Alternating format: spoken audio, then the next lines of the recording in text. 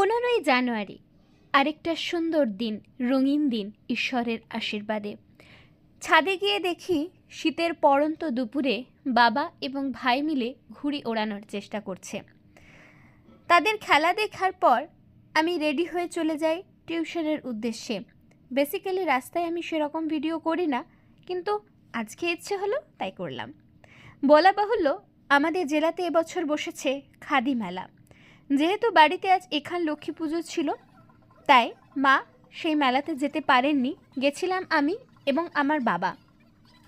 সেখানে গিয়ে তো আমাদের চক্ষু চড়ক গাছ, খাবার জিনিস থেকে শুরু করে খদ্দরের কাপড়, চরকা সুতো, ঢেকিতে পেশা চালের পিঠে, বিভিন্ন ধরনের জিনিস আমাদের চোখ আকর্ষণ করেছিল।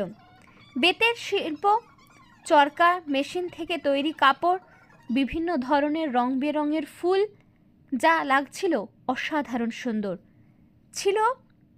তুলাই পাঁজি চাল, বাড়িতে বানানো বিভিন্ন আচার, ছিল বেতের তৈরি ক্লে জুয়েলারি, আরও নানান সব জিনিস।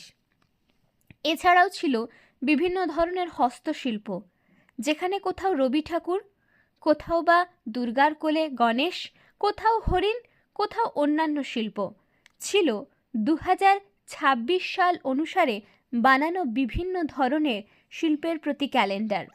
ছিল বাড়ির বানানো বিভিন্ন ধরনের গুলি, টক মিষ্টি ঝাল, ছিল পুরুলিয়ার বিখ্যাত ছৌ নাচের মূর্তি, ঢেঁকি ছিল, আর সেই ঢেঁকিতে পেশায় চাল থেকে তৈরি হয়েছিল বিভিন্ন ধরনের পিঠে, আর সেগুলো আমরা একটার পর একটা খেয়ে তার স্বাদ অনুভব করি, যা ছিল দুর্দান্ত। ছিল বিভিন্ন ধরনের জুয়েলারি। আমরা শিল্পীদের জিজ্ঞাসা করছিলাম ওনারা কোথা থেকে এসেছেন এবং ওনারা তাদের এই শিল্পসত্তাকে কিভাবে ফুটিয়ে তুলেছে।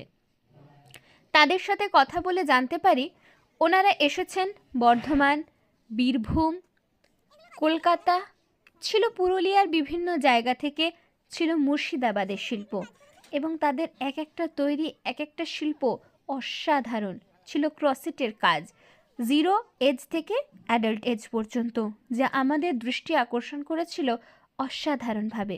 ছিল ডোকরা শিল্প, যেগুলো এত সুন্দর, এত মধুর যে মন টানে।